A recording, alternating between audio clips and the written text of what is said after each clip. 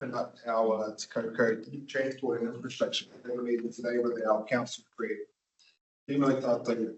A tuku mātou ke kaha mai ngā mātou i whiwhia o te kaunihira o tīko o tika i te mahi o te whā me te aka mahi ngā me te mātauranga I roto i ngā wānanga. Me ngā hawhataunga ki haka aturi ai te tahi hapuri I mata tika ana. E tūkotahi ana kamatu ka haka piki anu I te oranga o tō tātou rohe, ka haka tau anu I ngā taki o te rohe I runga I te tika me te pono. We ask that through council discussions and decisions, the representatives we have elected may govern the Whānau district with imagination, skill and wisdom to achieve a fairer and more united community that enhances the well-being of our district and solves the district's problems efficiently and effectively. Amen. I haven't received any apologies. I just wanted to check around the room. Okay, we'll move on. Just by way of a quick chairperson announcement, today is a important day for our community in Northern.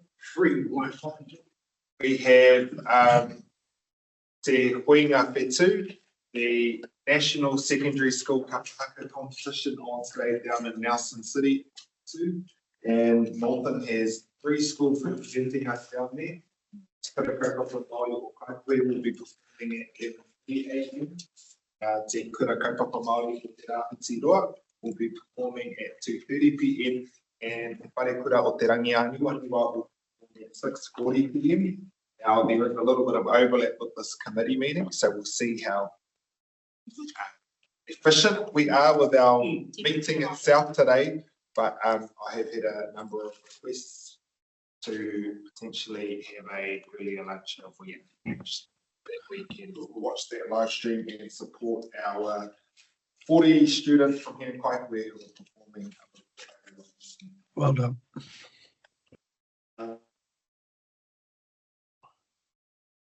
I haven't had any deputation requests, but I am acknowledging that we've got whānau from Notokianga here. So what I might do is go straight into our Notokianga roading working group update on page 16. Now the deputation request must have gotten lost in my inbox because my inbox has been crazy with all of these power outages and things like that. So we'll just go to item 6.2. The recommendation is that the Te Koukou Transport and Infrastructure Committee received the Notokianga roading working group update, which I will move if I can get a second though.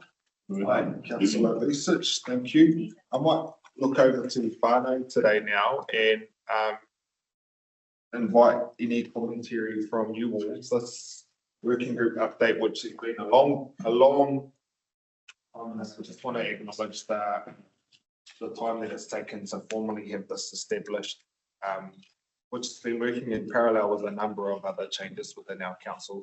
Was there any commentary that you wanted to share? This paper, did you get a chance to read it? Councillor, tēnā tātou. I can see my chairman over there, he's over there and somebody overseas, kia ora Graham. No te whakarongaru. And we came because we had to formalise ourselves to make sure that we just weren't protesters. We just weren't sort of grabbing things off the street and being reactionary. Focused on really, one, our constituency representation in the area, mana whenua, and two is that how do we establish ourselves with TORs to work as a collective in partnership with the Whānau District Council, i.e. specifically at this point, roading. The two main areas there that we had concern was really at our cemetery there, our Waikapu, and just north of the turn-off to the Motisi. We've done some work, and I see Graham's there, around the thinking behind this, is how we would work together, what is that partnership, and how we would actually widen that partnership, and look at really what you've got. And I've had the opportunity, thank you Hilda for sending out the information. It allows me to get a lot more consolidated around really costings, etc., etc. All those sort of things are important. So I see those have been there. I also note that really in the agenda, there are those priorities that you set out. For us in the Hokianga, North Hokianga, there was a dual process that we wanted to take on board. It was this. The current situation there will, as the winter comes on, what we were going to request from the council is that we would look at some engineering work to be done and some remedial work to make sure at least that's sustainable for the winter period. Following that, then we would work together, look about what priorities in the rest of your district constituency that where we would fit in trying to actually bring those roads up to a more permanent position. And we do understand that these are really based on really fiscal capacity. And we don't have all that lovely stuff. If we did have it, we wouldn't have the problem. So we would fit into really what we consider to be as priorities around what we consider is important for the well-being and the safety of my people in Pangai, Kakarapa. So all the way from Puketawa, taking into account Motichi, right out to the Taiao, and you can't go past it. There's no exit there unless you want to go to Sydney, Australia. Anyway, I don't really want to carry on too long. We've work around that. What I would like to do is to have the opportunity at least to meet with one of your councillors so you can work out some terms of reference in terms of how best we want to be working. I'm not really one to come here to a forum and just wait for my opportunity. I'm very much a proactive person in trying to sort of say, allocate a councillor to me, all councillors, specifically that actually look after Steve, as I sort of see it as one of those that looks after this area. And then we could work together and develop really what I consider to be a strategic pathway as to how we would work together. And in doing that, I would then be suggesting strongly to my committee, and we are made up of, excuse me, we are in fact a legal entity under the Maori Community Development Act 1962. In our own constitution, we're required by that piece of legislation to make sure that we are looking after the social, economic and well-being of the people in our constituent area. The constituency for us back home is the Mea Kaika, Konga Marae, Heonu, 6 Marae, Motichi, Waipuna, Ngāti Waihao, goes out to Rangi Point and to Taiao, Matihiti. So in that structure, we've made that that's our accountable area. As a constituency, we must account back to inform what's going on.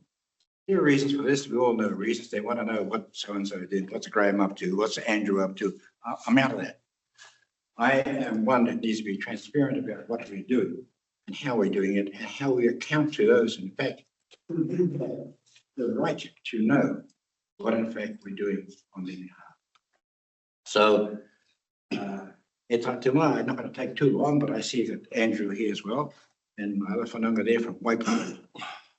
We're here, and they have their own marae, but I'm here because I am passionate about doing these kind of stuff. I'm supposed to be semi-retiring, but I don't think I can. Got to get back into the fray again and drive forward. But I'm fortunate enough that I got people like Graham, and you got Andrew, and the ones back home, my own there, the younger generation, who are also passionate. But I think the cope-up is this.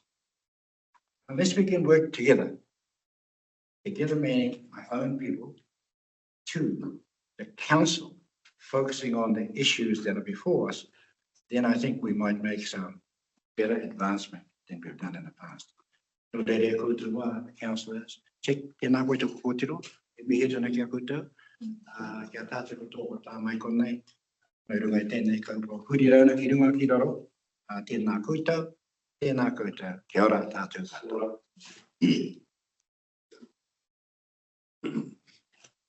Just to acknowledge that we are receiving this working group update. Within this, the proposed working group will be made up of Councillor Tamati Rakina, Councillor John Vucic, and Koukou Hokianga Community Board Chair Chiki Radkin, with the chair having the discretion to appoint 2 members of the public to this working group as well. Councillor Research is seconded to this. Did you have anything that you would like to add?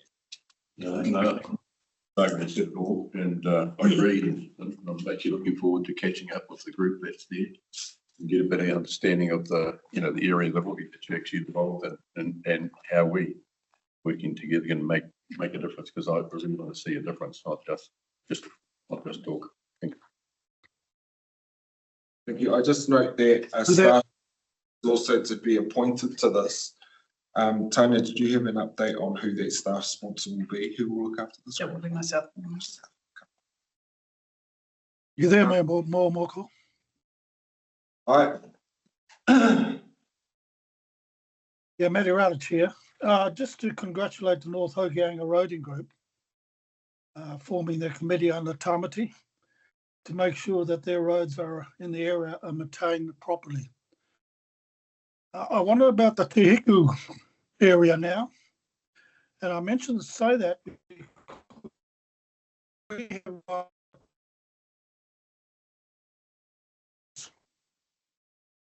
that are in the uniform follow the same Sorry, lines Councillor as just Hokianga.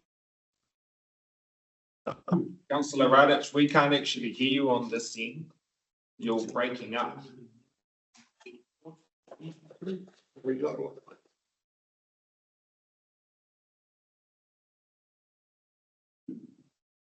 Can someone just message or Can you hear me? Councillor Radich? Yeah, do you want to try again?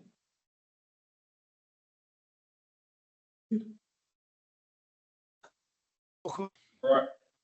While we're waiting for Councillor, if someone from staff could reach out to Councillor Radich, maybe give him a call, and we'll pass over to Councillor Rakina. Morena tātou. Just first of all, te kana me mihi atu ki a koe, te matua ko tai mai ki te whakawhāria i o kōrero. O tira te whānau o Hokianga ki te raki, meha neka koutou ko whai wāhi mai ki tēnei kaupapa. Hārua, just want to huri ki te reo Pākehā, acknowledge the whānau for coming in. I understand that it's quite a journey from North Hokianga into Koukou to make yourselves available to this kaupapa. It's actually a long time coming. When I think back to, when we first were elected, and actually, Andrew sitting here,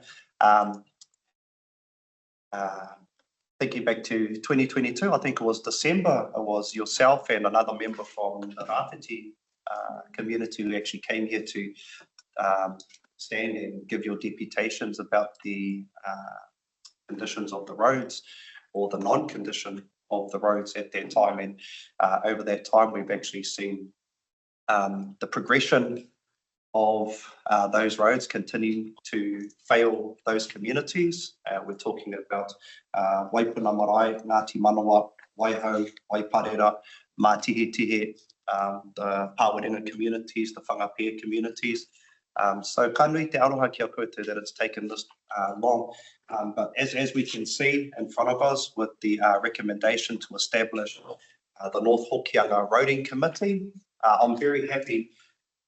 What I would like to add into my kōrero is that, for whānau to go back and now start to formulate some kōrero around who you would like to be a part of this committee, because as I can see here, we have myself as the initial chair, deputy chairperson to either be an elected member or member of the public, Councillor John Vucic, Chair Rudkin, and also 2 additional members from the community to be a part of it. So I guess in terms of having that discussion about who is able to make themselves available to be a part of that committee to attend those, because we know that even though we've gotten to this point, we've still got a long way to go, and very satisfied that we've actually managed to, we've got Tanya as well, who's going to be leading the way as well, also the community. So,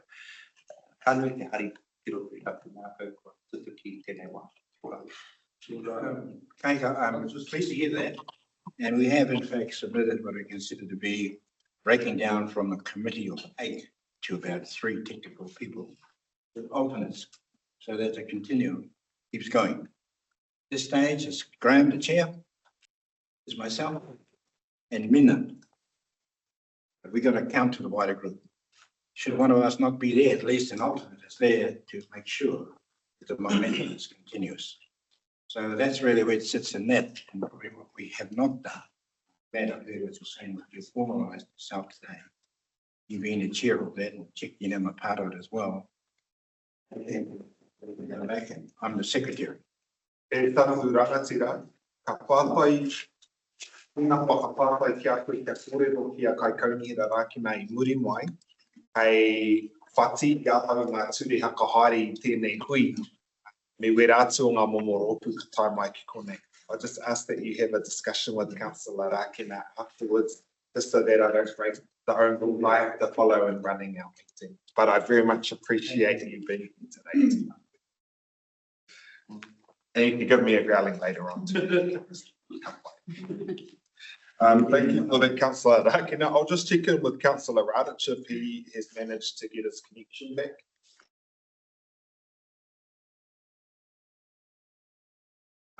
Councillor Klistovich. Ka pai? Ka pai, tēnā koe atua diki, pai te kite I a koe. What I'll ask is that you work. Is it at haste? I've been watching too much Bridgerton. Ka oro koutou. We've received this. Your name's on this paper. And I'm sure that Ms. Fleur will follow up obediently to organise a follow-up hui for you all. We'll put that to a vote. All those in favour say aye. Aye. Those opposed to abstentions. That is carried. Now goes to item 4.1 on page 8, which is our confirmation of previous limits, which I'll move. I'd like to get a seconder. Aye. Councillor Rākina. Councillor Rākina, would there be anything of note that's required changing in these minutes? Spotting. Any other members pick up on anything? Then we will put that to the vote. All those in favour say aye. Sorry. Can I just make mention that, I don't know if it's the same with everyone else, but I've only just got on my agenda this morning, like the hard copy. I find it quite hard alongside some of my colleagues to read the agendas, some being 300 plus pages sometimes to read online. So I just want to make mention of that. And so I know that I've got on my extraordinary hui agenda for tomorrow. Some have already told me that they haven't got theirs, and we also have Te Kuaka on Thursday. So I haven't seen my Te Kuaka. You want to scale and DGs to follow that up for us. Noted, but we'll put that to a vote. All of the members say aye. Aye. Those opposed to abstentions, that is carried. We now go to item 5.1, our transport portfolio members' reports. And is that we know general reports from our transport portfolio holders. I'll move so we can put it on the table. Yeah. Thank you, Councillor Research. And we will pass over to Member Koukou. Your Worship, most of you will have been CC'd into one of my emails, so none of this will be a surprise to you. So the submission on emergency works has been completed, and I want to thank the staff and NTA for the incredible amount of work that went into that submission, particularly Dawn. I think it's important to acknowledge that she was fundamental in pulling that piece of work together, and that's been submitted under the Mayor and CEO's signature week, and it's an outstanding piece of work, so thank you for that. As previously reported, the interim funding is now out from NZTA, and unfortunately, the NZTA have made a call nationally not to fund the road safety programs through to the final decision in September. That leaves us in everybody in the untenable situation that if you've got to either self-fund and hope that the funding comes through in September, in which case you can claw back the money that you spent, or you can choose not to fund. And some authorities, road development authorities, are choosing not to fund. If you don't pay staff wages and overhead for 3 months, you will lose staff.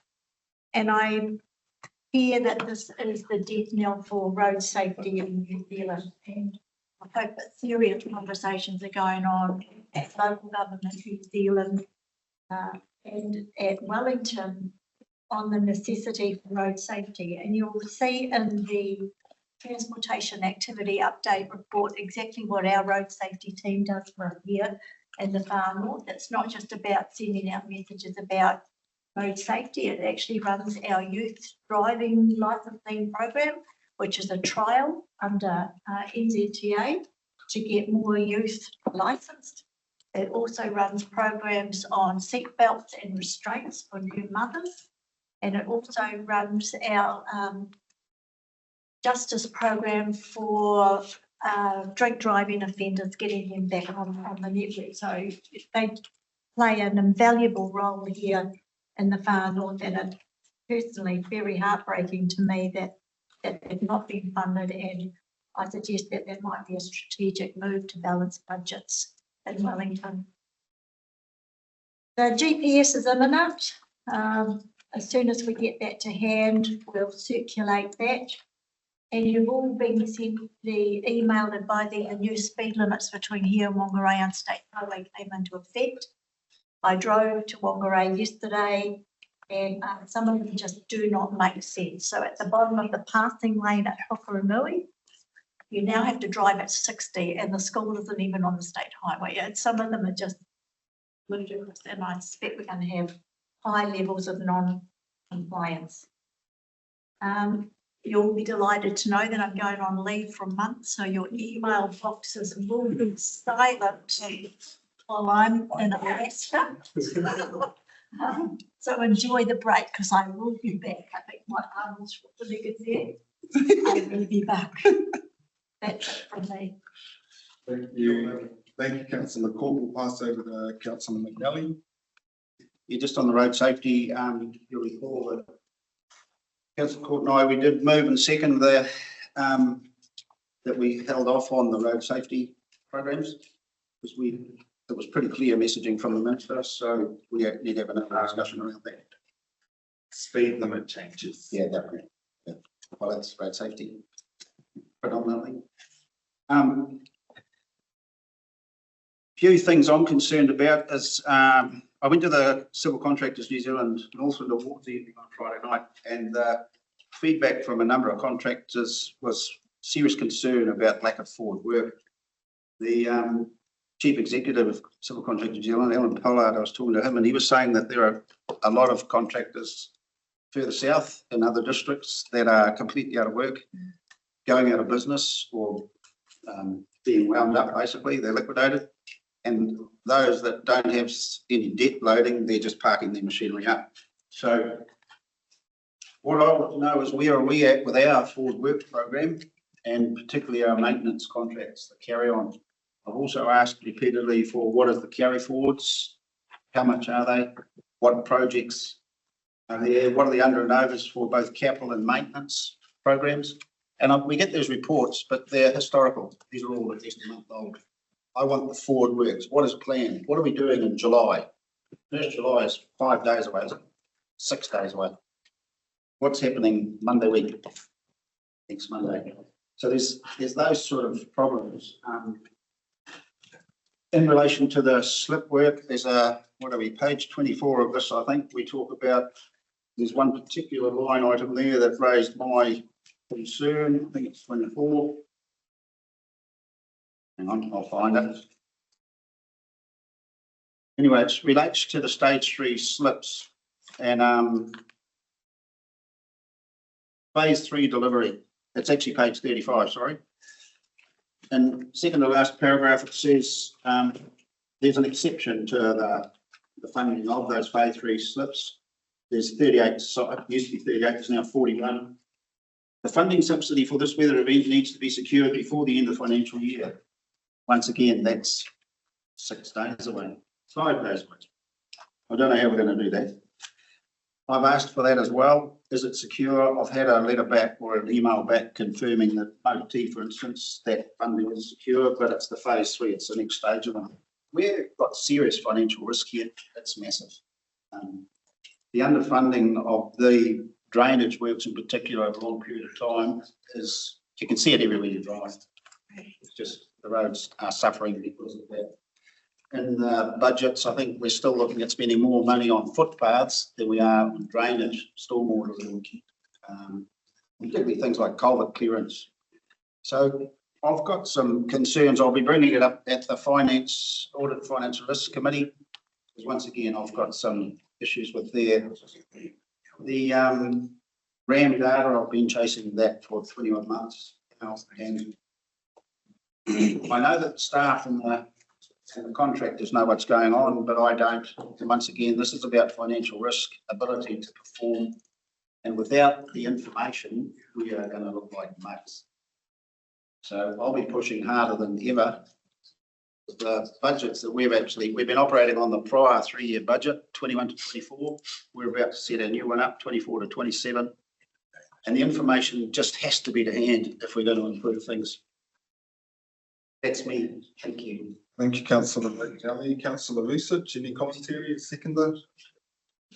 No, I think Steve hits it on the head. Without good, timely information, accurate information, you can't make good decisions. So it's absolutely critical to get that.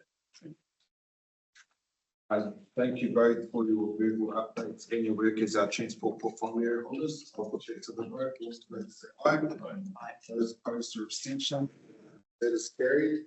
We now go to our Long Road catchment wastewater upgrade paper 6.1 on page 14.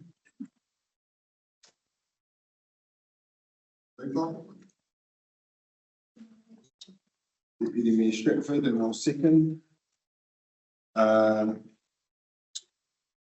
I can see we have Orna in the room. Was there anything that wanted to be added, or we'll take our paper as well? Paper is please, Mayor Mockle. Thank you, Deputy Mayor Stratford.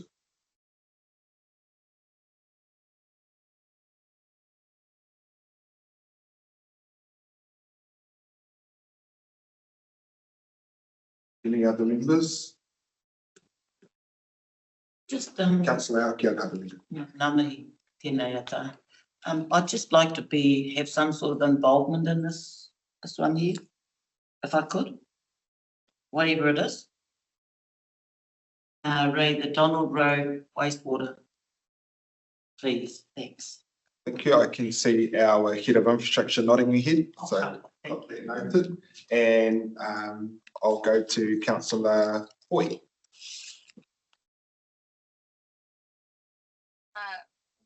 Kia ora koutou. Thank you for bringing this paper to us. I just had a few questions about this paper for Tanya that relates to the Kaitaia catchment. In terms of the paper provided, it doesn't have a map, so I don't have any spatial recognition of the area that was assessed in terms of the modelling and the capacity assessment that was undertaken. That was my first question. What area of Kaitaia was modelled in the capacity assessment? My second question was about the actual connection, and this will cost money from council in order to do the upgrade.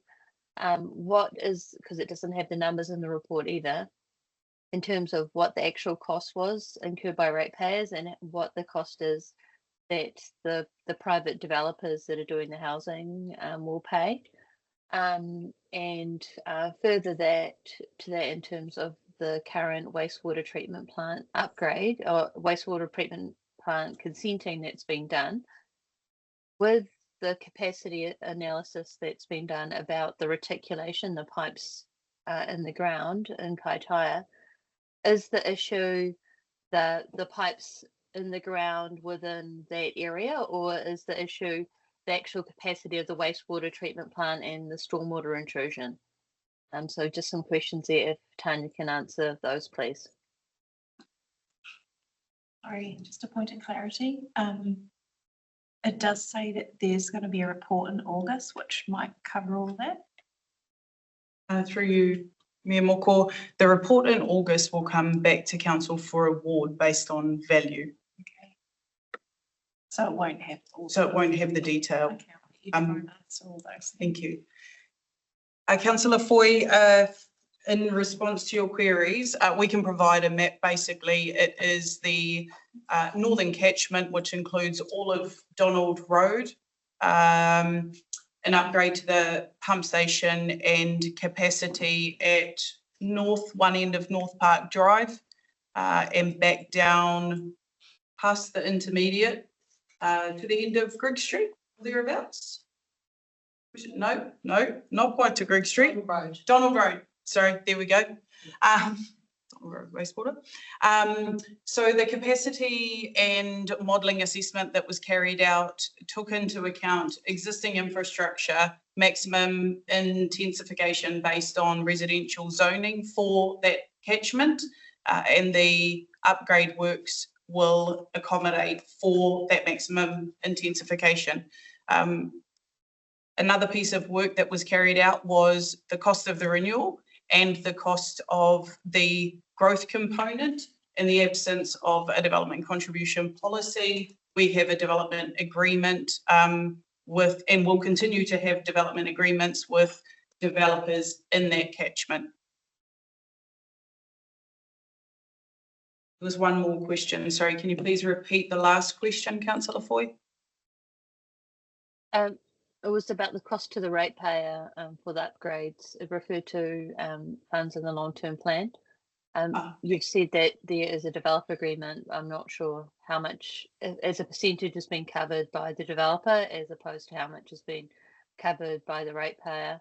I also asked about the wastewater consent renewal for Kaitaia and how, if the capacity issue within Kaitaia for the reticulation connections is an issue with the pipes in the ground, so the reticulation you referred to a pump station, or if it's an issue with the treatment plant itself and the capacity within the ponds and the capacity of the treatment plant. So the cost to the ratepayer are the funds that are provided in the long-term plan. And there are renewal portions and level of service amounts to both of those budgets. And sorry, the question about the current wastewater treatment plant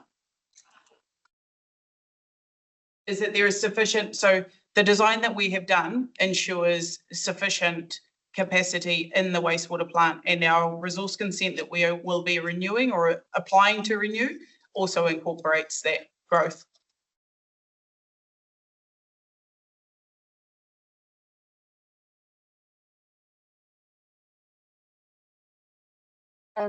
Thanks for answering those questions. Just a final point about the area of benefit to connect to sewer, and the assumptions around the connections to sewer and that connections policy, which I don't know if we have. This information, when we get the map, will it include that type of detail so that people have surety if you're in a certain area you can connect, and if so, to what standard, and further to that, where that area of benefit is?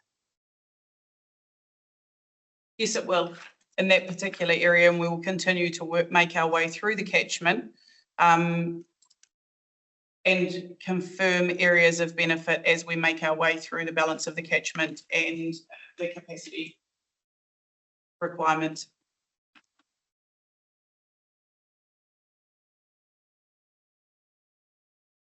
Right, Councillor McNally. Yeah, the questions Felicity's asked covered off some of them. So you're talking about development of 44 dwellings, and then paragraph 3, you talk about enabling connection of 117. So the second part's about the capacity of that area. She also asked, and I'm not sure you answered it exactly, pipe size. The capacity, are the pipe sizes adequate for that expansion, or do we have to upgrade the size of some of the pipes? Through the mayor, there are some areas where the pipe is too small that we will need to upgrade. But the majority of them don't actually require a significant increase in size. And you said the sewer plant capacity, it's got plenty of capacity, so. The plant has capacity at the moment, yes, and it has been, the consenting will include all of that area as well. So when will we need to increase the capacity of the plant? We've got any idea, growth modelling? We have a resource consent that is due for renewal. We don't have any idea at the moment about maximum intensification for the whole of the Kaitaia network. Other questions? Thank you. I'll go back to Deputy Mayor Shepford for right of reply. Yeah, just want to acknowledge staff for being proactive in this instance. There was a, challenge of capacity in an area. They've been proactive in addressing this, and it would be good to see perhaps in a PX report to ARF more information on the developer agreement, just so that, and any other developer agreements, so that governance is aware of them and what they entail. Thank you. We'll put that to the vote. All in favour, say aye. Opposed or abstentions? That is carried. You can now go to item 6.3 on page 18, which is our Council Transportation Activity Update for April 2024. It's that we received a report. I could get a mover. Councillor Court and a seconder. Second. Calvin, this is your last Te Koukou meeting in a semi-hot seat with us. I wonder if there is anything you'd like to add to the report. Otherwise, I will acknowledge that members, this might be the last time they get to go here, so we'll make it a nice one for you. Okay, through the chair, just a couple of things to add, primarily from points raised in the following owners reports. So we've been in discussion with NZTA regarding funding and programs. We understand from an update provided late last week that NZTA are considering providing indicative funding for those programs in the next couple of weeks. So we're just working through that process and waiting for that to come. So we're hopeful that we can get some certainty on that shortly. With regards to the emergency work subsidy funding applications, those are all progressing as required and in accordance with both NZTA's timeframes and their requirements to support them. So we do not see a major risk to come with those subsidy fundings moving forward. Noting, obviously, we are yet to hear feedback on the finalisation of their emergency works policy changes, which we've already highlighted the rest of those. And finally, so the current NTA staff structure and the people in it will complete the required year-end activities, being the third year of a 3-year cycle. So it's a major year-end for invoicing and subsidy update for the NTA. And then post that, all future works activities will be transitioned across to a newly established roading department through early July. For that, we'll go to Councillor Court. Thank you, Mayor Moko. I'm actually really pleased to hear that commentary about road safety. I didn't send this one to all of you, but I was CC'd into an email on Monday, the 10th of June, which I did forward to His Worship the Mayor, and it was from the Manager Relationships, Road Safety, Education and Marketing for NZTA. And it states at paragraph 4, until the NLTP is adopted, and we have advised what activities have been funded for the next 3 years, Any activities you proceed with or contracts you extend may not be funded and will be at financial risk to your organisation. So that's specifically in relation to road safety. So your update is welcome news. Having said that, and it's not a criticism of you at all, Calvin, so don't take it as one. I find it extremely unhelpful for us as the largest road controlling authorities in the country, and I'm talking about local government, to be on the end of a movable feast in Wellington. It does not help us when our financial year starts next week and we have no idea whether we're going to be funded or not.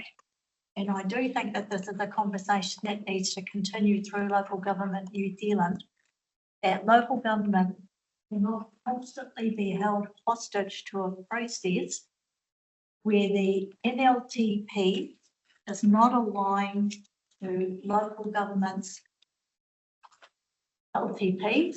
Acronyms are going to get me here, guys, so bear with me. And sitting here, having to wait until September because they can't get their house in order in Wellington, puts our summer construction program potentially at some risk. I don't think that is particularly helpful. Off my soapbox. I find this an excellent report and I hope everyone takes it in the spirit to which it's intended, and I'm really enjoying the reports from the contractors. And this is the state of play. It's not meant to be about what's coming. This is about what we've done. And it's a bit like having our long-term plan, which is where we're heading, and an annual report on how we delivered. So this is about how we delivered. Moving forward, when we're clear on what the new structure looks like and who's going to be writing these reports for us, I think it would be helpful to pick up some of the commentary from Councillor McNally so we're clear on what's coming. So I don't see that at the moment. Carry forwards are not the enemy. It's constantly referred to that carry forwards are the enemy. They are not. The funding is given to us over 6 years. It's reviewed after 3. There are long lead-in times for big projects in the transport space. So the year 1 might be around design. Year 2 might be on getting your funding and procurement, and year 3 might be on delivery. So carry forwards are business as usual in this space. I just wanted to clarify that because I become concerned when I constantly hear that there should be no carry forwards. That is not good business practice if we expect to be able to start a project on 1 July and finish it on 30 June. And we need to time around our contract season where we get the best bang for our bucks, which is summer. And other than that, I think it's an outstanding report. Thank you, and I'll close at that point. Your worship. Thank you for that, Councillor Ford. Just picking up on the carry forwards piece. Yeah, carry forwards are an eventuality. I think one of the things that we've made it clear that we require is not that we don't expect there to be carry forwards, but that we get the level of detail required to understand how those carry forwards fit into the bigger picture, especially around the funding. I can see Councillor Foy's hand is up next, but to project milestones and everything like that in between. My commentary is just my quick question, please, Calvin. Sorry, when you said that the indicative funding from NZTA is due in the next couple of weeks, was that around road safety or around emergency works applications? So that through the chair, that was around road safety. Oh, fantastic. Yeah. I missed that. So, yeah, we have had indication that the board needing to discuss that or have met. I'm not sure of time.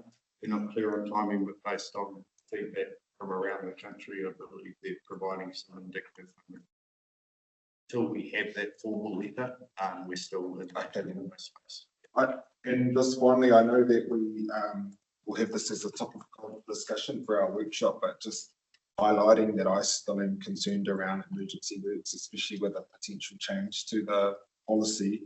But the fact that the North Island Weather Events Fund, we've been allocated $9.5 million out of the 13 million that was earmarked for Northland. when you look at, councillor McNally highlighted on, was it page 35? Yep. Page 35 there, that list has grown. And the cost is. Sorry, page 36. And we've been given $9.5 million to address it. Now, we better use that $9.5 million to start a lotto run, because we'll have a better chance to have a report of these. If we cheat the game, then if we look at that total cost, so definitely need a better understanding. Just highlighting that it is a cause for concern for myself, and that we will continue to advocate. I will continue to advocate alongside yourselves with central government to highlight these, because I have to take my hat off to them that they have been reactive in a positive way to addressing some of our concerns. What we need to make sure they understand is that if you can't roll Peter to pay Paul, someone's going to end up missing out. I'll leave it at that, and I'll go to Councillor Foy. Thank you. Sorry, just with the update here, I just wanted to raise one of the matters I have raised with my fellow elected members, and that is regarding the. I'm just taking my hand down. Regarding the way the RFSs are dealt with. What I've noticed is that when a customer lodges an RFS, the time frame that it's responded to, there's a response email saying that the work is programmed, and then the RFS is closed instead of the RFS being closed when the works is actually done.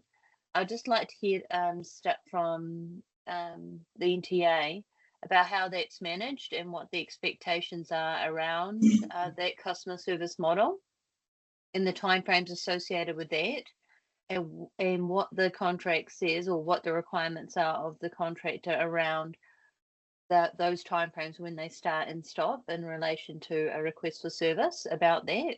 That was my first question that I had.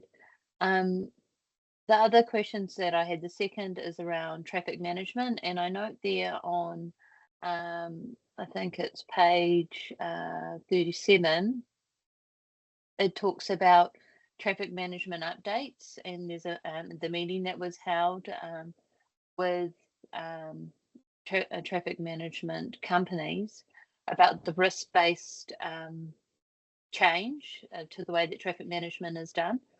What I've noticed and what's been reported to us is the significant increase in costs. From memory, in the far north, from our northern contractor, Fulton Hogan, we had a significant increase. I think it was about $3 million just on traffic management over the recent times, and that was done differently to that in the southern area. They didn't have as much of an increase. Please can the NTA comment around the expectations of spending on traffic management and what's been done to address that significant escalation, and having fair and reasonable requirements for traffic management instead of the Rolls Royce and 50 million cones when it's not necessary. The last question I have is around one of the matters that Councilman Ellie brought up, which is about drainage and stormwater control. We're coming into winter now. In our current contract, we have requirements about stormwater and the clearing of culvert ends. And I want to know what monitoring is being done by our staff to ensure that the requirements in the lump sum payment is being met. Not the increased level of service, additional to that, what has been done of the things we're already paying the contractor for to ensure they're doing that work right now and that needs to be done coming into the winter months. So if those questions can please be answered.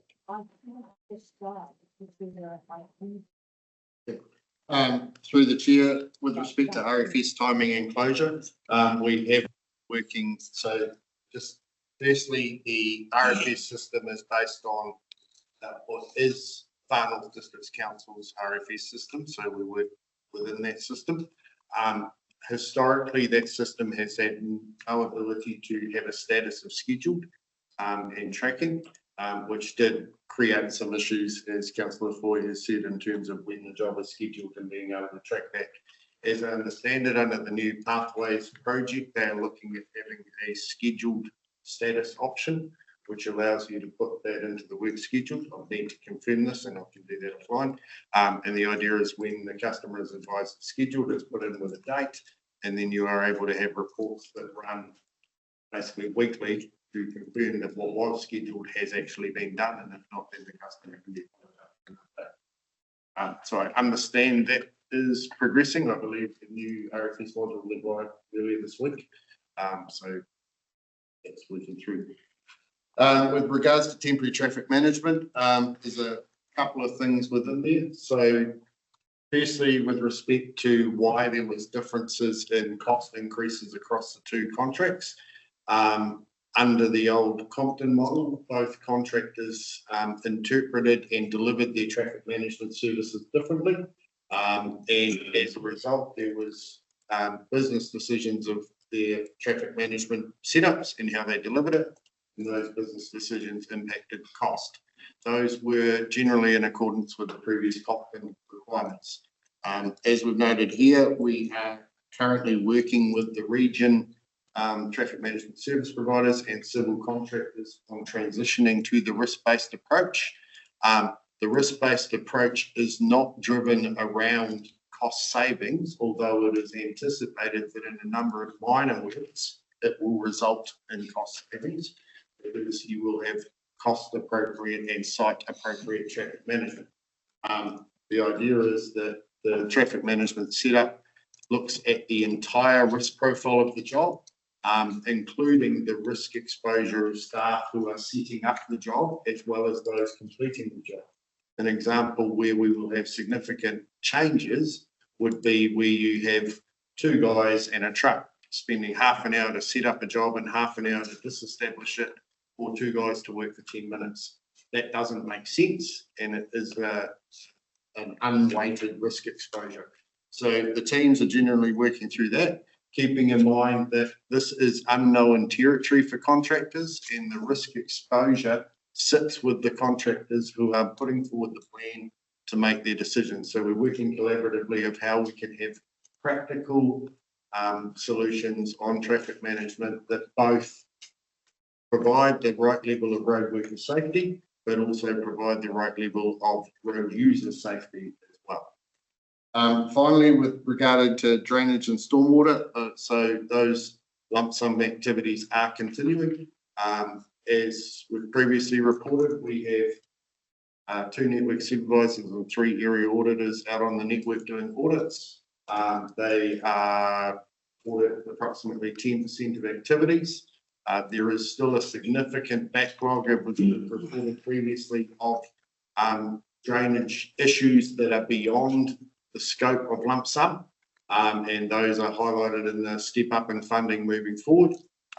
We are monitoring to make sure that the lump sum activities are being completed for those that are under that 0.5 cubic metre of clearance, and making sure that those ones are completed. I expect to see in forward work programs, given the significant uplift in funding associated with drainage through the Pothole Prevention Fund, that you should see more targeted work programs from July onwards. Given that increase in funding. Emergency works, you haven't addressed that. Sorry. The mayor's question. Sorry. Through the chair, with respect to the $9.5 million, as I understand it, and we'll need to get that clarified, that is in addition to the normal emergency works funding through the NLTE, as opposed to just that is it. So based on your current projected programs, it should, my understanding is that 9.5 is more about supporting councils with their local share component. But we'll need to work through that offline in terms of what it actually means, because today. They say that it's exciting for me. But that was the first time. Use it for local shares, that means it's 100% funded. So when you first mentioned it just before was the first time I'd heard any detail from together across council, so we're still playing catch up with those announcements. Go to councillor McNally. Yeah, the carry forwards, I never refer to them as the enemy. This is information. The reason we need to know what the carry forwards are is what resources are tied up by a carry forward. Put yourself in the shoes of the contractor. How much of last year's work program is complete, or is he still got in front of him? Given the major uplift in the work funded for this next 3-year period, 24-27 on an annual basis, the contractors will be asking themselves, do we need to increase staffing, machinery requirements? There's a shortage of experienced truck drivers, operators of specialist machinery, cranes, diggers. Some of the gear out there, it's really specialist. You've got to be real good at it to bloody operate it. We've got a shortage of our logging truck people at the moment, drivers. And so carry forwards are really critical, and it's every business does this. They look at it and they have to know, what do I need in addition to actually complete the work? And given the increase, I would think that, and it came out on the Friday evening last week, many contractors said to me, we didn't know what's going on. We can't wait till September. We'll be losing staff at the moment. They'll be going to Aussie. We've got to step up. So through the chair, just to confirm that all carry forward amounts are reported through the reforecasting project. It's not the amounts, it's the work program. And the individual projects associated with them are reported through the reports. Yeah, I'm not talking dollars, I'm talking the work program. What do we need to do the work? So, and if we look at the Koukou Bridge, there was an example of that at the evening the other night. There's 17 individual contractors who were specialists to complete that. And I think they did in 108 days or something. It's that type of work program. We need that detail, and we should have it. So through the chair, the carry forward projects that are identified are in-flight projects where tenders have already been awarded.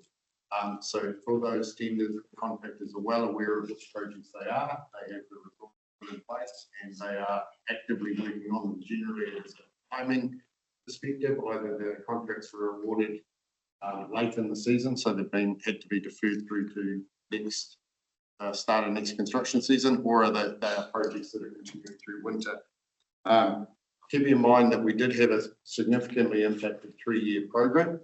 So year 1, as we reported to council, was delayed because of funding. Year 2, we had a 5-week construction window, meaning we had almost double the size of the capital works program in year 3.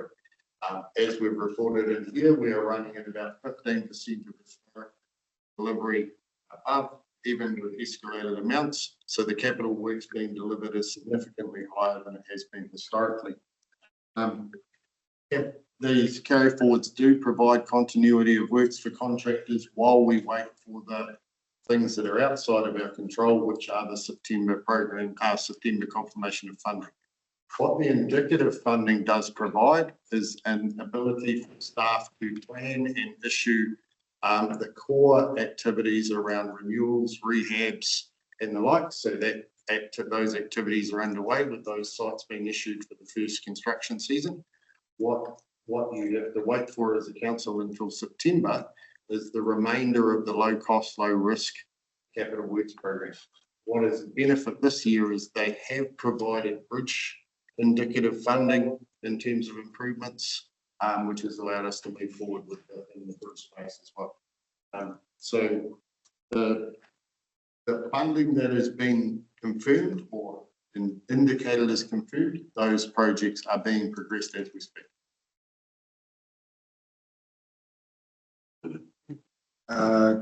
Deputy Mayor Stratford. I'm not sure if, so this is on behalf of Matty, because his reception's bad. And it's a real shame that the Bolton Hogan representative has left, because he wanted to raise, he was saying something really positive, that Spain's road upgrade has been awesome to see, loads and loads of metal. However, there's a drain, unfortunately. I explained that it needs clearing. I explained that it's possibly because it's awaiting funding, the August, September drop from Tahi, subsidised works, Calvin. But he said it's just the way, it's just going to be a waste of hundreds of thousands of dollars, as when it rains, it's just going to scour out the road and root resilience impacts will fall to the produce growers along this road. And they've already had enough issues over the last few years with impacts of prolonged wet weather period, Cyclone Gabriel, and still dealing with dry weather, yes, even in winter. So just in response to that, if there are any specific details about which drain it is, it would be helpful for an RFS to be raised.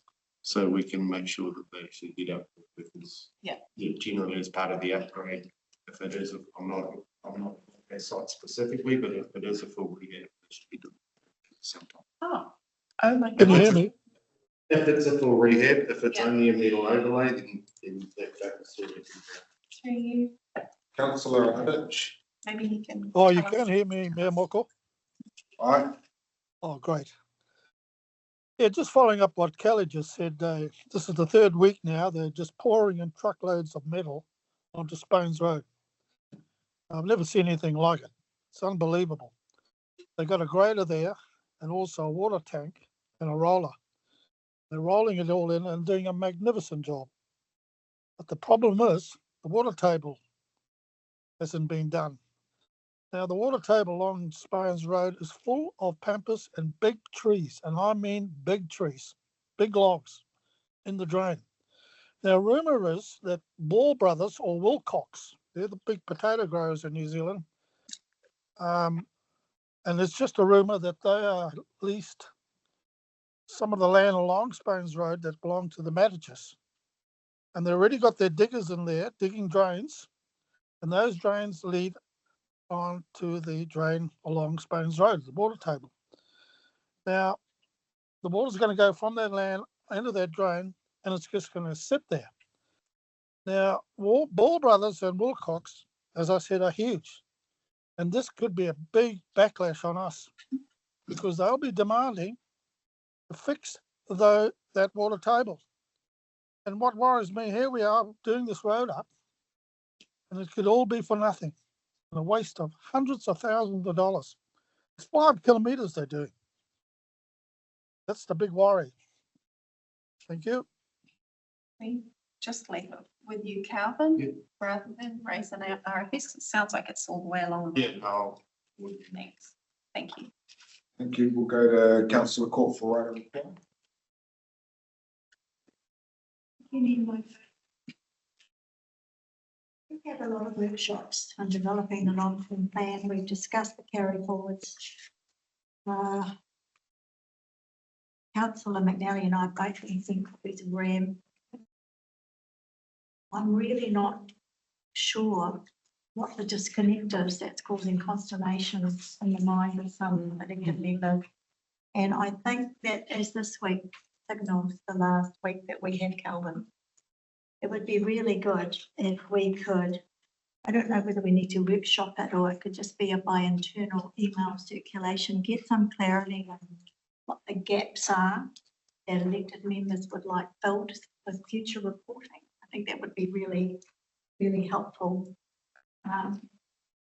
Clearly, I'm missing something, and if I'm missing something, I'm confident other people are missing something, but so we'll get that clarity out on the table. Other than that, I just would like to say goodbye to Calvin and wish him every success in whatever his future career path takes us, and acknowledge that it's been an absolute honour and privilege to have you as part of the team.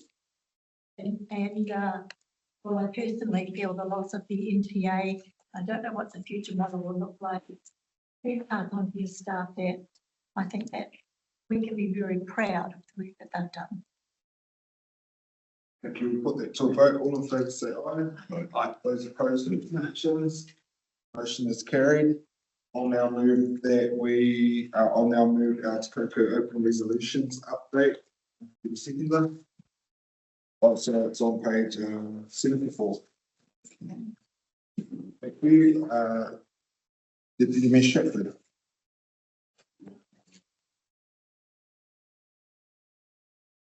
Other members? Councillor Court.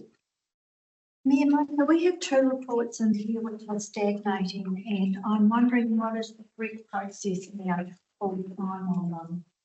So we have the State Highway 11 shared use from Waitangi to Waitangi, and it says in here that Waka Kotaki have not allowed the project to be carried forward under low risk. However, it is a council decision if they wish to carry forward the local share. So the local share on its own will not be sufficient to complete that project. So at some point, we're going to have to make a rule on that. And the other one was the boat ramp study delivery plan, where the staff, their statement is that this is a very complicated project. It will be expensive to get someone to do this, and there's probably no point in continuing at this stage. So with that, it's always risky saying just chuck them away now. Do we want to receive a decision-making report on those two items so that we can consider the pros and cons of whether or not we proceed or abandon? I'll definitely note that and suggest, as with our council open resolutions report, that this gets reported back to full SLT, and SLT will then determine the appropriateness of decision-making papers coming back to us. Sorry, can you just repeat? Belinda was just out when you highlighted the funding for the shared use path from Kaihia to Waitangi not being there anymore. So just highlighting that Belinda might want to speak to that. Sorry. Oh, just that it's stagnating. I would, for anything that is community board delegation, we would not expect it to circumvent that process before coming to. So it would go. Just for clarity, I do circulate the agenda to the community board, and I do highlight any items that have a direct impact on their delegations, and they do provide me with feedback. I'm not proposing at this point that we make a decision, just that we receive a decision-making report, and that would need to go through the proper process.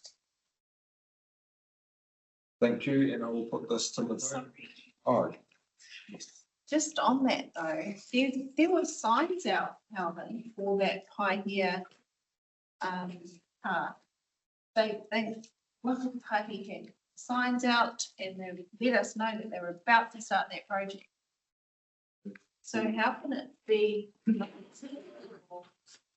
Through the chair, I'll have to find out about that. I think that's incorrect. There's a NZTA kind of code project.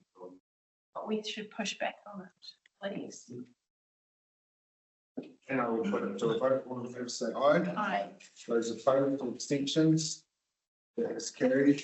I will now move the resolution to exclude the public. For item 7.1, confirmation of previous public exclusions, item 7.2, autonomy and corridor waste for the treatment. Sludging and flammable statements. 7.3, to cope with exclude open resolutions. They, I can put a second with that. Councillor research. Any commentary? Those in favour say aye. Those opposed or abstentions, that is carried. Do we need to do anything to recording? Yep.